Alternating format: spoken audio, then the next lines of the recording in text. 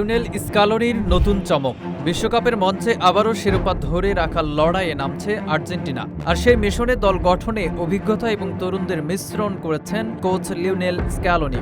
ঘোষিত ৫৫ সদস্যের প্রাথমিক দলে যেমন আছেন অভিজ্ঞ তারকা, তেমনি জায়গা পেয়েছেন কয়েকজন তরুণ ফুটবলারও। এখন ফুটবল প্রেমীদের চোখ সেই নতুন মুখগুলোর দিকেই। আক্রমণ ভাগে আছেন অধিনায়ক লিওনেল মেসি, তার সঙ্গে থাকছেন জুলিয়ান আলভারেজ এবং লাউতারো মার্টিনেজ। রক্ষণ ভাগে দেখা যাবে নিকোলাস ওতামেন্দি ও ক্রিস্টিয়ানো রোমেরোকে। তবে এবারের সবচেয়ে বড় আলোচনা ৫ তরুণ ফুটবলারকে ঘিরে। প্রথমেই আছেন আলেহান্দ্রো গার্নাচো। মাত্র ২১ বছর বয়সী এই উইঙ্গারকে নিয়ে আর্জেন্টাইন সমর্থকদের আশা অনেক। গতি, ড্রিবলিং এবং উইং দিয়ে আক্রমণ তৈরির ক্ষমতা তাকে আলাদা করেছে। ক্লাব ফুটবলে কিছুটা অফ ফর্মে থাকলেও জাতীয় দলে বড় কিছু করার সামর্থ্য রয়েছে তার। নতুন চমক হয়ে এসেছেন মাতেও পেলেগ্রিনো। পারমার হয়ে দুর্দান্ত খেলেই প্রথমবার জাতীয় দলে ডাক পেয়েছেন এই তরুণ স্ট্রাইকার।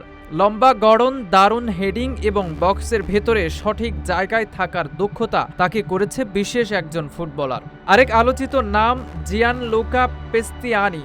বেনফিকার এই তরুণ উইঙ্গারকে নিয়ে বিতর্ক থাকলেও তার ড্রিবলিং এবং আক্রমণ ভাগে ভয়ঙ্কর গতি স্ক্যালোনির নজর কেড়েছে। প্রথম কয়েকটি ম্যাচ মিস করার সম্ভাবনা থাকলেও টুর্নামেন্টের পরে তিনি হতে পারেন দলের বড় অস্ত্র। রক্ষণ ভাগে নজর কেড়েছেন জায়েদ রোমেরো। শক্তিশালী ডিফেন্ডার হিসেবে তাকে ভবিষ্যতের নির্ভরতা ভাবা হচ্ছে।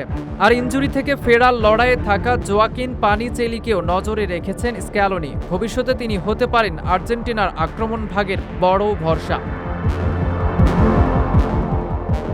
এখন দেখার অপেক্ষা অভিজ্ঞদের সঙ্গে তরুণদের মিশ্রণে আবারও বিশ্বকাপের মুকুট ধরে রাখতে পারে কিনা লিওনেল স্ক্যালোনির দল।